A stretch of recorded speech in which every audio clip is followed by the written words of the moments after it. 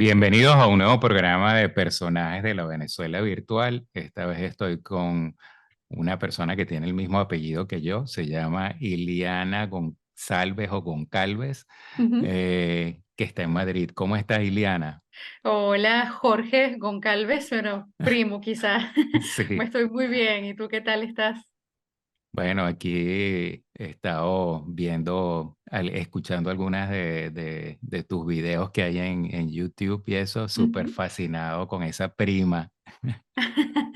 Qué bueno, bien. Mira, bueno, me imagino que con ese apellido, pues tienes, tus padres vinieron me imagino, de Madeira, Sí, y como creo que me lo muchos. dijiste la otra vez. Ujú. Y bueno, eres segunda generación venezolana, o no sé si, ¿cómo es eso ya? ¿Primera generación, segunda generación?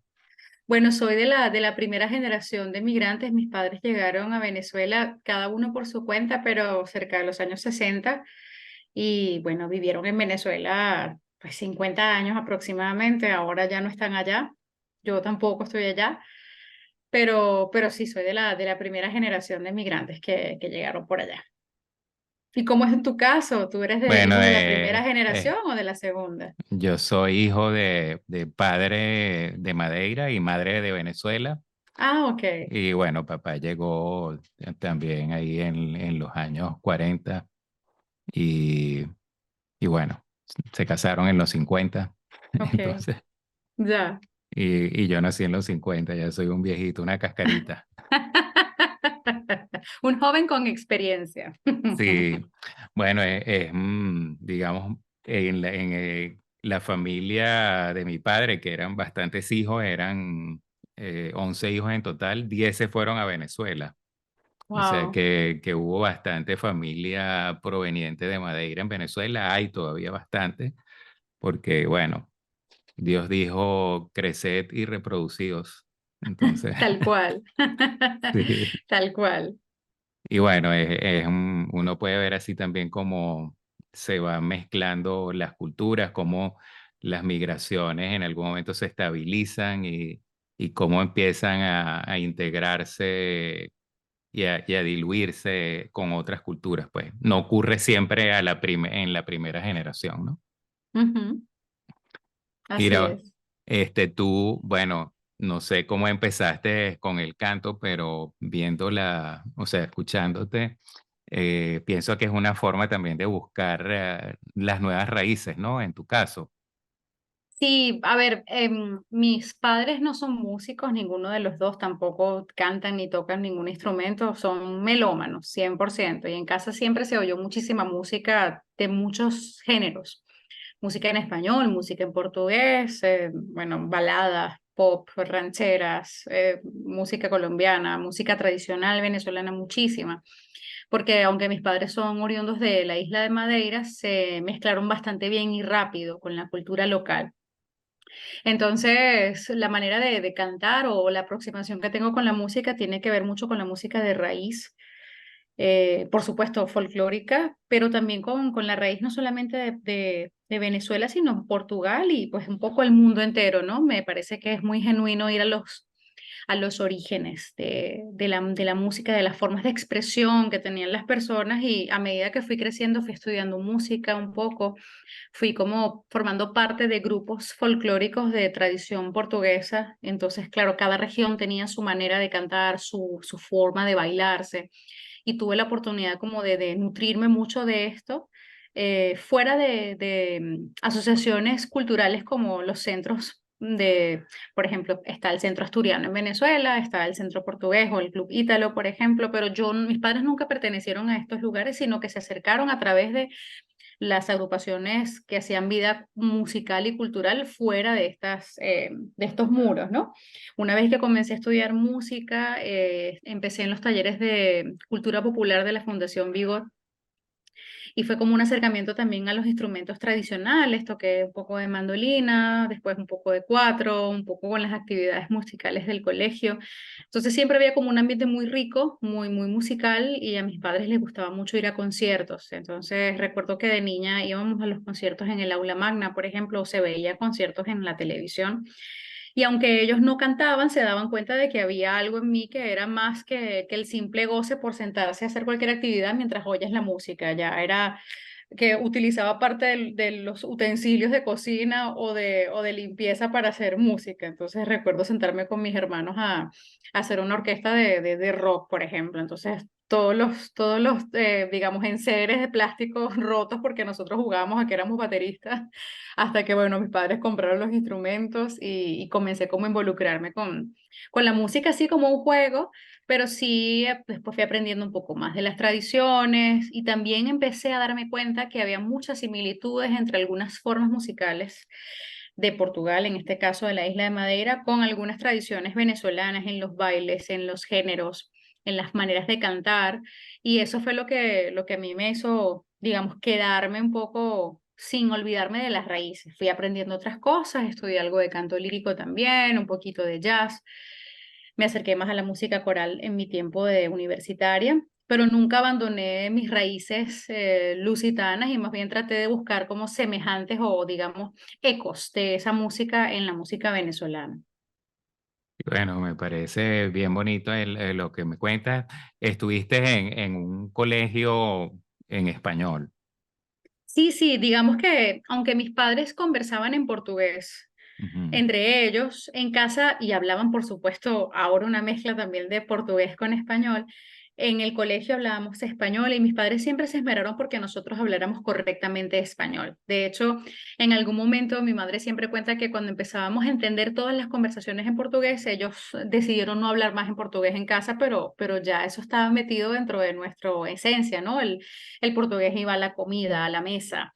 Ah, por ejemplo, si mi papá veía una fecha en el calendario y decía, hoy es el día del santo no sé cuál, y se canta tal canción, y a ellos no se daban cuenta que la casa fue una gran escuela, al menos musicalmente para mí, porque yo puedo ver el calendario y pensar, hoy es la fiesta del santo tal, y en Venezuela se le celebra el santo cual.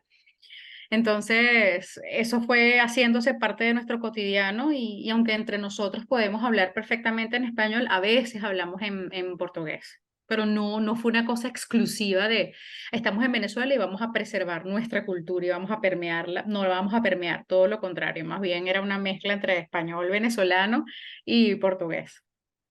Y bueno, en esa época quizás muy poca gente usaba esto de que la gente creciera bilingüe perfecto y eso. Por ejemplo, en mi casa, bueno, mi padre, él en algún momento le dijo a mi madre que le iba a enseñar portugués, pero nunca se dio que lo implementaran así en el día a Mm, día porque ni modo, pues estaba casado con una venezolana y bueno, se le hacía quizás muy cuesta arriba ponerse a enseñarle, pero claro, cuando venían las visitas y la familia y eso, pues él hablaba portugués con sus ya, amigos y con su familia, y los tíos hablaban portugués, y bueno, claro, en algún momento hicimos el viaje a conocer a los abuelos, y bueno, por supuesto, ahí fue solamente portugués.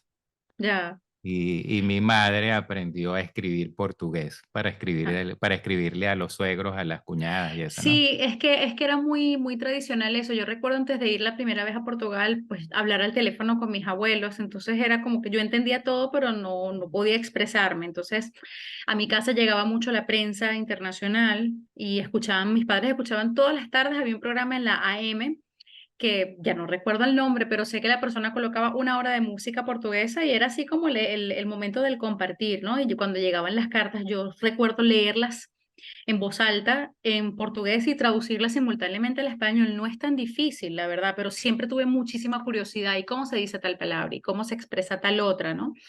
Y más bien para mis padres era como un motivo de orgullo que sus hijos quisiéramos interesarnos por su lengua, porque en muchas ocasiones por vergüenza, por quizás un poco de ignorancia, ¿no? Y esto que ahora más bien es al contrario, que mientras más idiomas domines, pues más un ciudadano más global eres. Ellos se enorgullecían de que nosotros no tuviésemos ningún tipo de prurito en hablar en portugués o soltarnos a decir cualquier cosa, aunque después fuésemos corregidos por alguien que realmente sabía mucho más. Así que mis padres son capaces de decir cualquier frase en español, por supuesto, con ese acento que es tan característico, ¿no? Y bueno, también en esa época, que aunque la gente dice ahora con esto de la migración, que dicen que los venezolanos siempre fuimos abiertos a otras culturas, en esa época había cierto, digamos, no era que no eran abiertos, pero no era fácil ser 100% portugués o tener 100% el acento español o italiano, porque Claro. el venezolano pues hacía mofa de los Sí, sí, acentos sí, y tal cual. ese tipo de cosas. No, a lo mejor no con maldad, pero eso era la situación. Pues Sí, es entonces, que realmente los venezolanos siempre hemos visto, siempre hemos tenido como un lado muy jocoso. Claro, respetando por supuesto las diferencias culturales, etcétera, siempre ha habido como una burla y uno siempre era el portu de la clase, el portu del abasto. Entonces, quizás peyorativo, yo no lo sentí nunca de manera peyorativa y mis padres creo que jamás tuvieron ese tipo de experiencias, ¿no? Negativas, afortunadamente. Sí, sí sé que muchas razas han, no solamente ahora con la migración, ¿no? Porque la historia es un poco diferente. Ahora nosotros los venezolanos hemos salido por diversas razones en mucho tiempo, sobre todo en los últimos años, pero digamos que para mis padres nunca fue motivo de burla y si alguien se equivocaba de camino, pues ellos tenían a bien siempre poner a la gente en su lugar porque aunque mi padre tiene ya un par de años fuera del país, él todos los días siempre amanece y se le hace su café cantando cualquier canción venezolana, o silba el himno nacional, o sea, para él es parte como de su esencia, se siente orgulloso de ser portugués o de ser venezolano porque tiene las dos nacionalidades y a mí me pasa exactamente igual, me siento orgullosísima de mis raíces lusitanas, pero también me siento muy y profundamente venezolana, naturalmente. y bueno, uno es lo que es, o sea, yo me siento también orgulloso de mí, pues, porque eso sería como negarse a uno mismo, ¿no? Claro. Pero bueno, lo que sí es verdad es que me he dado cuenta que en eso sí ha habido un avance en la sociedad venezolana, que he aprendido a apreciar a esta gente que le llegó también hay que verlo así como que llegaron bastantes en un momento y Ujú. por supuesto tomaron posiciones en pues, distintos sitios del día a día de la economía y bueno, estas no era que eran pueblos que estaban ocultos al ciudadano común y corriente, sino Claro, que convivían de té a té. Y bueno, sucedía lo que tenía que suceder para que la gente se acostumbrasen a vivir juntos, ¿no? claro. Y yo creo que hoy en día eso es cada vez menos relevante. Pero claro, yo siempre recuerdo esto cuando escucho las discusiones al revés, ¿no? Que ahora los venezolanos estamos sufriendo de algunas cosas en otros países. Bueno, digo, bueno, en una época, en cierta forma, eso ocurrió en Venezuela también.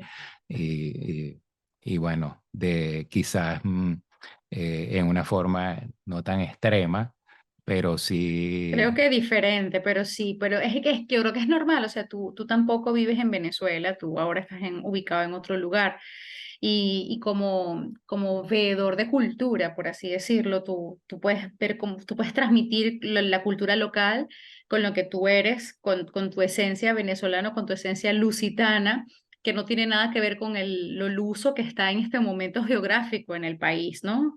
Creo que los movimientos migratorios son muy, muy ricos en ese sentido porque nos permiten identificar que hay otro, porque tú te das cuenta que eres distinto y hay cosas que resuenan y hay cosas que definitivamente no.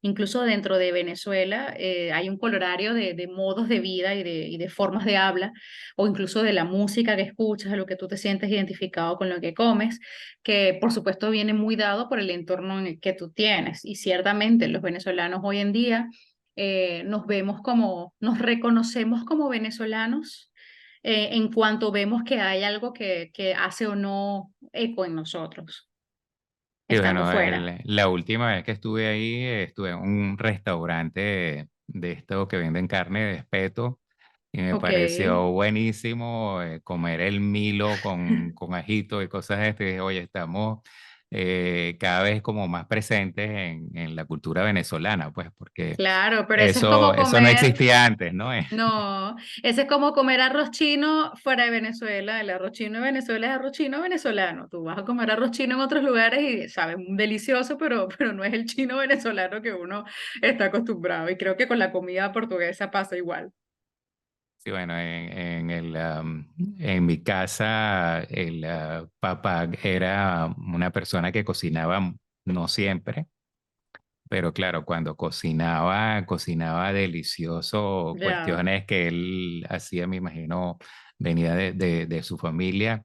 Entre esas, un atún a la vinagreta que le quedaba brutal. súper Qué buenísimo. rico.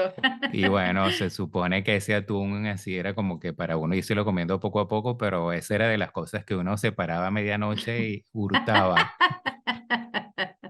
Qué rico, qué bonitas recuerdos tienes. Y bueno, y por supuesto el bacalao fabuloso para el año nuevo y Claro, esas cosas, ¿no? claro, claro.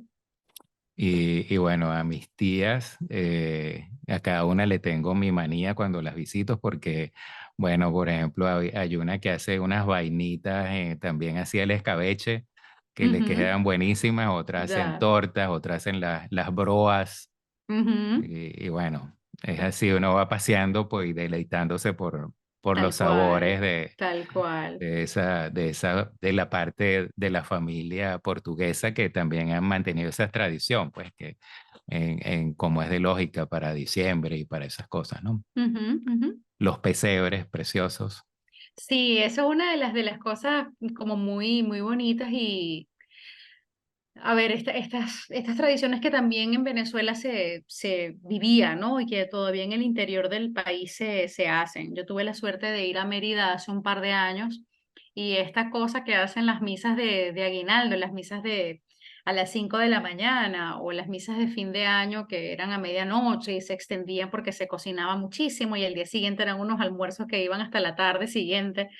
Este, o la noche ya muy tarde. Sí, esas son cosas digamos, es difícil mantenerlas cuando estás fuera por las mismas dinámicas y las rutinas, pero a mí me ocurre como con ciertos momentos del año en los que digo, a ver, esto me sabe, yo no cocino la carne de Navidad, aprendí también a hacerla con mis padres en otro momento del año que no sea, es como hacerse una yaca, no sé, en marzo. O sea, te va a saber divino, pero no tiene esa cosa del gusto del oído, del sonido de la gaita, del compartir con la familia o los amigos lo que uno va también haciendo estando fuera de casa. Y bueno, me parece que, digamos, desde el punto de vista de culinario, uno expande muchísimo cuando tienes información directa culinaria a través de las Total. abuelitas o de las madres o de los tíos. O sea, tienes, Ujú. no es un libro de recetas, es una vivencia tuya. Pues lo tienes, digamos, esto va con esta cara, esto va con esta cara. O sea, Así es, parte así de la es. vida, sí. Mira, bueno, y entonces estudiaste qué en la universidad, tiene que ver con idiomas. Sí, yo estudié idiomas en algún momento, digamos, paralelo a mi carrera en la universidad. Yo soy licenciada en traducción de la UCB.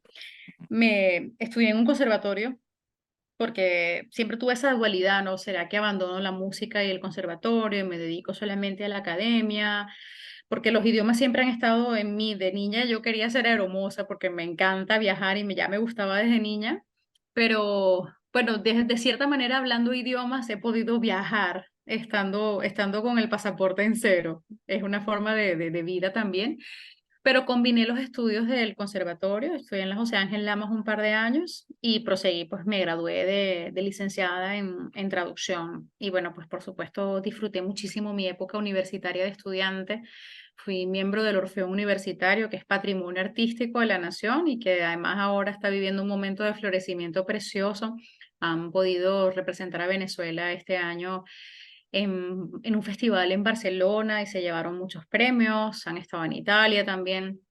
Y pues después que terminé mi parte de pregrado, comencé a hacer una especialización y formé parte del cuerpo docente de la Escuela de Idiomas como profesora de alemán.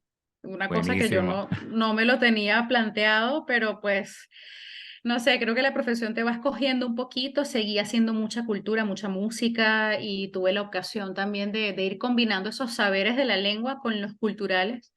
Pude hacer mucha música también, bueno, y que quiero seguir haciendo naturalmente. Y gracias también a la música, que es otro idioma, combinado a las otras maneras, digamos, de expresión con el alemán, por ejemplo. He podido cantar repertorio súper distinto, más allá del repertorio folclórico portugués, he podido hacer temas en inglés, he podido hacer temas en alemán.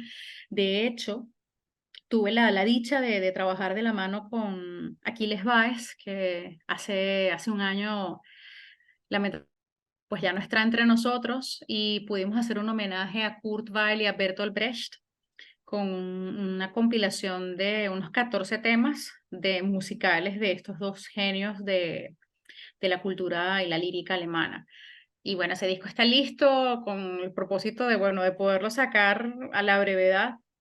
No te puedo decir una fecha con exactitud porque todo esto coincidió también con mi ida del país, todo lo que hemos venido atravesando, el adaptarse a un lugar nuevo, luego el COVID, pero es una ilusión que tengo de poderlo sacar y poderlo girar porque creo que resume bastante bien esa mezcla de cosas en las que a veces yo me siento un poco rara, ¿no? Ya no tanto, porque decía, bueno, pero como es que yo soy hija de portugueses, nací en Venezuela, pero entonces doy clases de alemán y hablo portugués.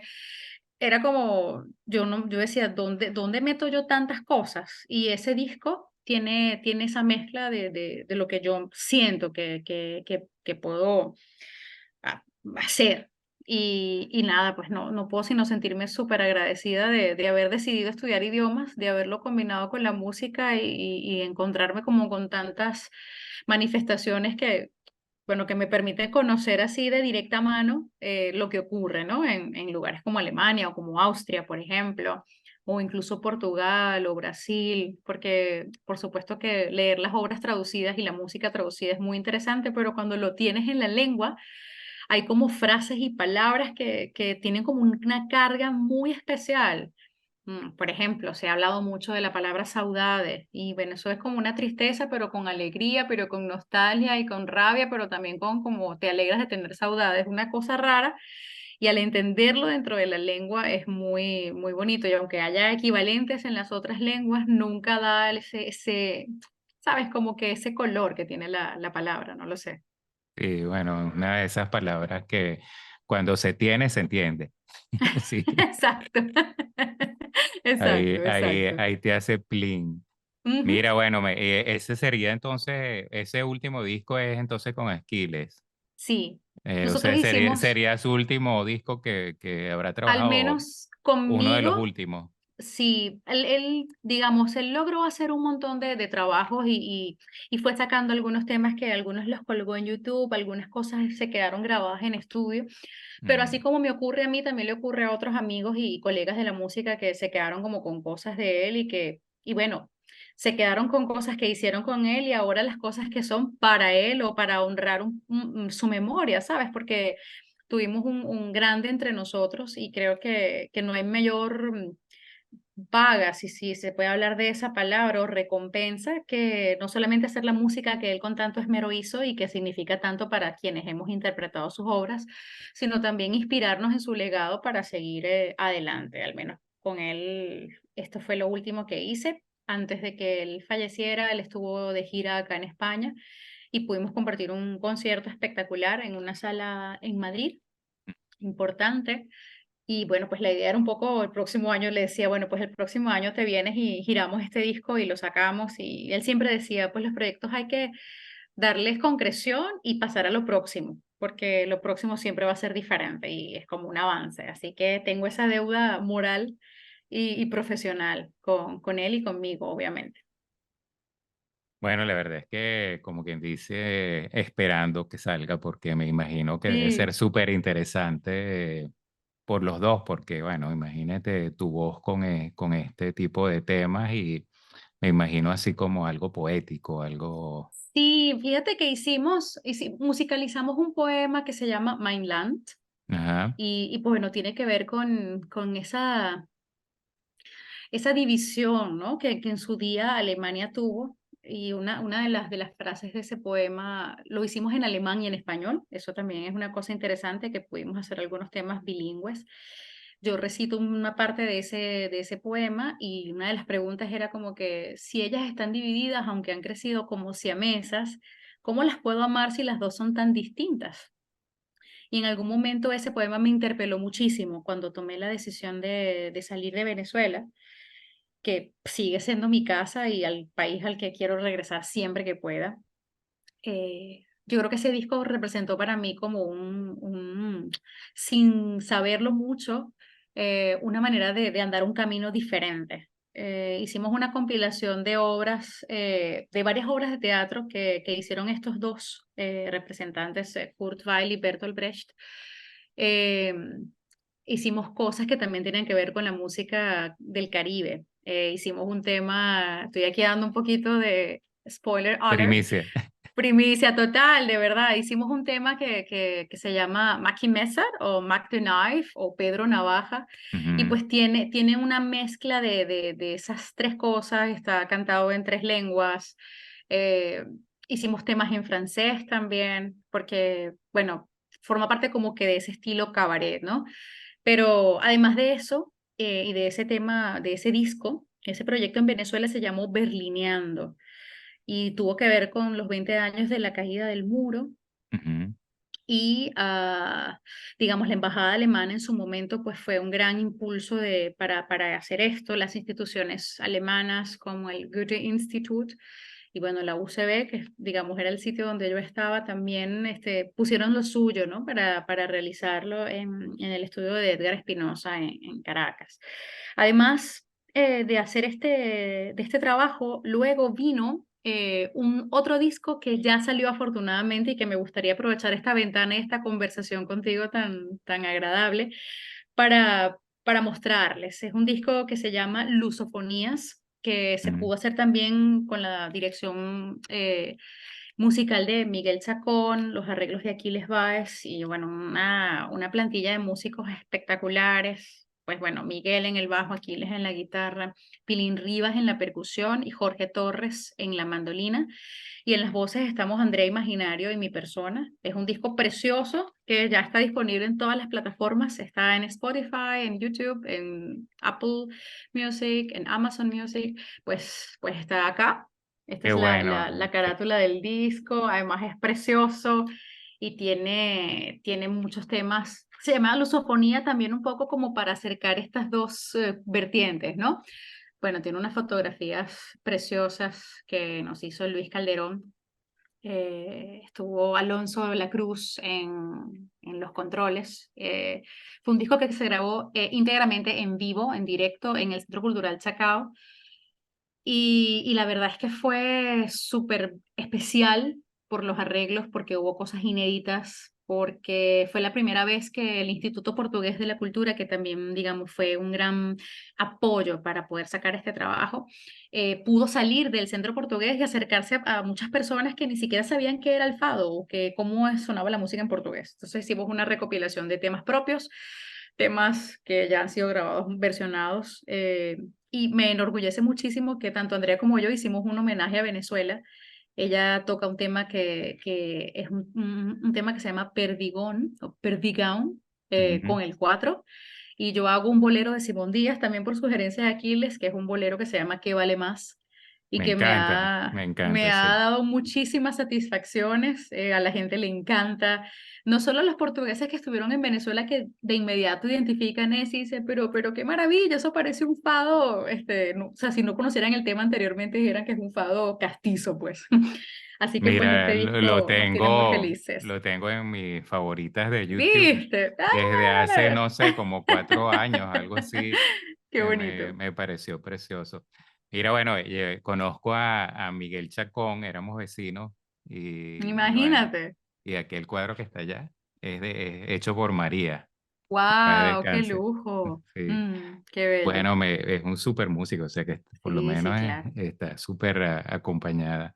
Mira, bueno, la vida de nosotros y tu vida estará siempre marcada entonces por cantidad de cosas. Ahora me imagino que recolectarás algo también de la estadía en Madrid y en Pues algún momento sí, harás una mezcla ahí, o sea, esto está aumentando cada día. sí, la verdad es que a mí la música española siempre me ha gustado mucho. Creo que el cante hondo es una de las expresiones Uy, como muy, muy sentidas, ¿no? Porque no solamente una fuerza en el baile, sino una cosa como en la voz que te traslada a una época anterior, ¿no? Y de conquistas, de imposiciones también, y también de demostrar cómo se puede sonar de una manera distinta. Con muchísimo respeto, he comenzado como a cantar alguna de los repertorios más, digamos, convencionales, tradicionales, pero no es nada fácil, no me he atrevido todavía a cantar nada. Pero sabes una cosa, que la estancia acá en Europa me ha permitido encontrarme como con la creación desde otro punto de vista. Yo recuerdo que estando en Venezuela, una de las travesuras que, además del que vale más, fue haber hecho un homenaje a Simón Díaz con el tema de la canción El Becerrito. Bueno, lo conocemos Ujú. todos como la vaca mariposa. Y aquí les me decía, ¿por qué no traduces eso y lo cantas? Y de hecho estuve el año pasado en Viena en un congreso de profesores de alemán y me llevé mi cuatro y pues bueno, fue una representación para Venezuela allí. Y total que interpreté este tema que lo traduje junto con Raúl Escalante, un amigo, un colega también de Venezuela. Y bueno, ese tema me encantaría, por supuesto, grabarlo porque se tradujo, se hizo. Sé que hay muchas personas que ya comenzaron también como a replicarlo y me llena de muchísimo orgullo porque los alemanes me decían, en portugués suena tan bonito, pero para alemán, für Deutsch gibt es keine Möglichkeit, no hay chance para alemán. Yo decía, no, no, Sí. no, todo lo contrario. Pero así como está ese tema, me ha acercado mucho a la música de otras latitudes. Tuve la dicha, te cuento, de ir a Bosnia y Herzegovina a un festival de culturas justo el año pasado antes de ir a Viena, y allí aprendí que la música sefardí tenía también mucho que ver con el fado. Entonces, bueno, interpreté algunos temas en esta lengua, en bosnio, y me di cuenta lo similar que es con el fado, ¿no? Esa cosa que es como del alma, cómo las culturas se pueden tocar tan cerquita como con eso. Así que bueno, yo creo que Europa también me prepara y me abre un poco las posibilidades de expresión, no solamente para dar a conocer lo nuestro, lo criollo, lo tradicional, sino también ver de que esta orilla que está de este lado me puede dar. Y bueno, yo tengo con una amiga un programa de radio aquí en Viena que es en español y hablamos de temas sobre la cultura latinoamericana. Acabamos de hacer uno sobre Octavio Paz Wow. y entonces encontré que los poemas de él los han cantado corales.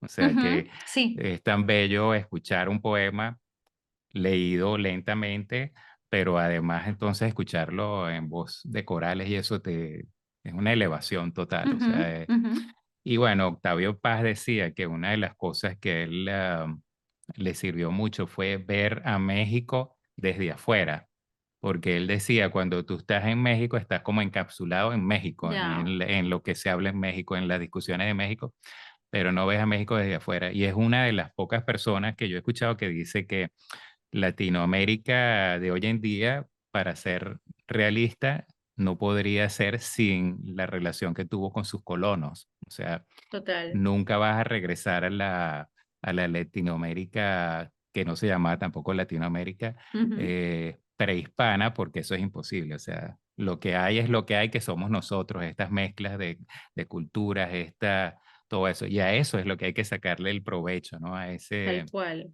A eso. Y ahora yo me imagino que lo mismo estará sucediendo en Europa con la entrada de tantas personas que vienen a refugiarse otra vez, con el Sí. regreso de personas que estaban en Latinoamérica. Y claro, esto es, quien viera por un huequito cómo es todo esto dentro de 100 años, ¿no?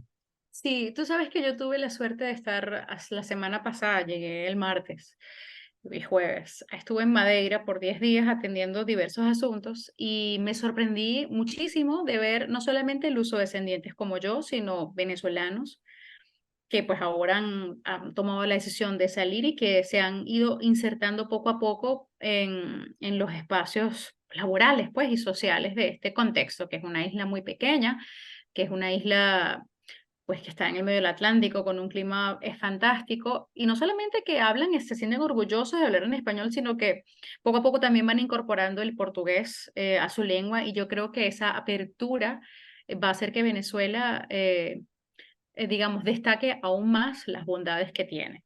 Y sí, yo estoy de acuerdo contigo, cuando uno sale de ese contexto, puedes ver con más, que más, no sé si objetividad sea la palabra, pero sí puedes ver con un poquito más claridad las cosas que, lo bueno, lo malo, lo perfecto, lo imperfecto, te da como una distancia para la observación, sí, totalmente. Bueno, sí, te explicas también algunas cosas, ¿no? Sí. Tienes como la posibilidad de observar lo que antes era común para ti, lo Ujú. puedes ver como esto en comparación a donde estoy. Bueno, ¿cuál es el contraste? ¿Por qué somos así? ¿Por qué es distinto? O sea, te das cuenta de lo que antes era lo normal, pues, o sea, Así es, así es. mira, bueno, todos los que pasan por aquí, yo les pido que al final nos dejen una idea de qué significa ser feliz. Entonces vamos a ver qué Eso es una significa ser pregunta muy feliz para ti. difícil. Eso es una pregunta muy difícil a esta hora. No me puedes hacer otra, por favor. ¿No has almorzado? No, no, ya almorcé, pero no me esperaba. Esta pregunta me deja un poco fly.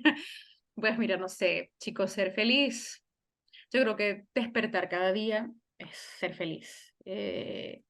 Tener ideas que te impulsen, ¿no? Algo que te genere una chispa y que te despierte como que la curiosidad.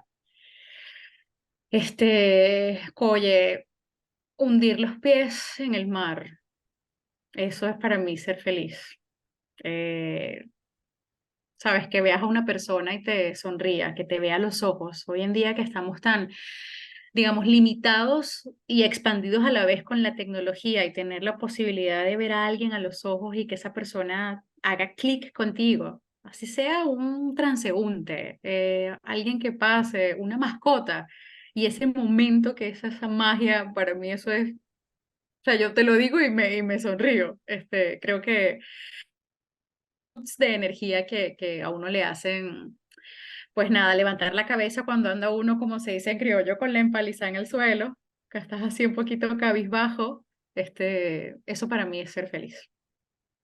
Y bueno, es preciosa tu definición. Realmente tienes bastantes formas de ser feliz por lo que me estás contando. No dependes de una sola. Em, Indudablemente que la felicidad es simple, es algo que no es complicado, pero es como esas otras cosas que uno las sabe quizás después cuando no la tienes que la notas, o Ujú. sea, te das cuenta, ajá, y estuve feliz y no lo sabía o algo así, ¿no? Ya. Muchas veces las personas hacen grandes esfuerzos para ser felices en vacaciones o en fiestas y no se da porque no se puede planificar el Ujú, momento ese especial, pues los momentos especiales son los momentos especiales. ujú. Y es así, mira, y tienes un eslogan que te diga así para ayudarte, para...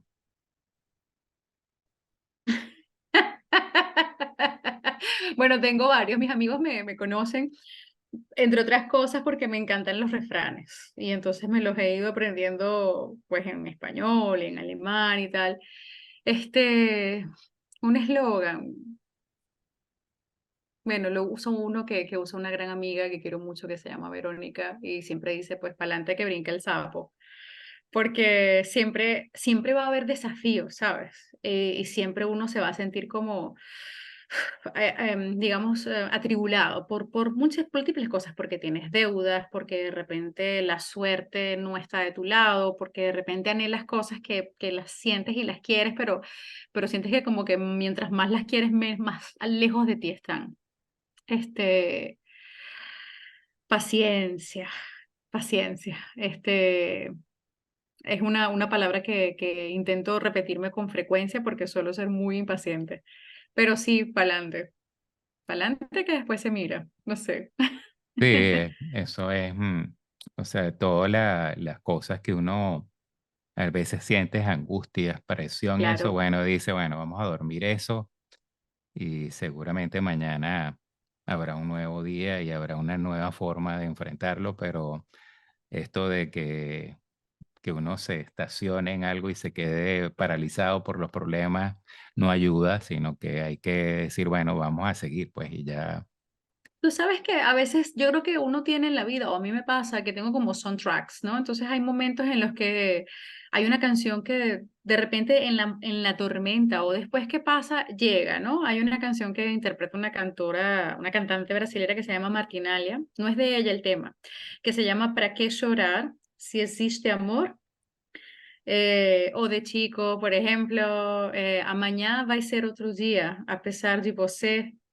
Y sabes, son como pequeños segmentos que como que despacio se llega lejos. Entonces yo siento que la música a mí me ayuda a cuando siento esos momentos que me nublo, digo, todo va a pasar. Así que hay que tener arte, de, sea música, sea pintura, por ejemplo, que te recuerde a una persona que ya no está, como el cuadro que tienes en casa, pero que eso te lleva a una instancia feliz de tu vida y ese viaje momentáneo te alivia el trayecto que a lo mejor en este momento puede ser un poquito espinoso o no, más bien te hace más bien celebrar y seguir hacia adelante. Y bueno, es muy bonito hablar contigo, me encanta. Gracias por participar en este A programa. ti por la Eh, invitación, por favor. Te deseo muchísimas oportunidades de expresión con esa linda voz, que puedas popular todas las plataformas, que dejes Gracias. huella, ya tienes bastante huella, pero claro, esas huellas son siempre agradables porque es una colección de, como tú dices, de momentos, de sentimientos que quedan encapsulados y que otras personas se pueden identificar con ellos y usarlas en sus diferentes momentos de la vida y asociarlos y esas cosas. Tienes una profesión muy bonita que tiene que Gracias. ver con comunicación y las dos profesiones son de socialización, de compartir y eso. Ujú.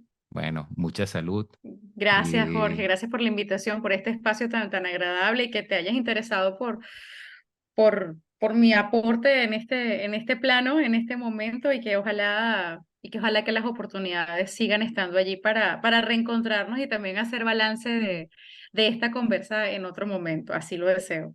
no, seguro, ahora que somos familia, imagínate. Bueno, un abrazo. Otro para ti, que estés muy bien. Adiós. Gracias.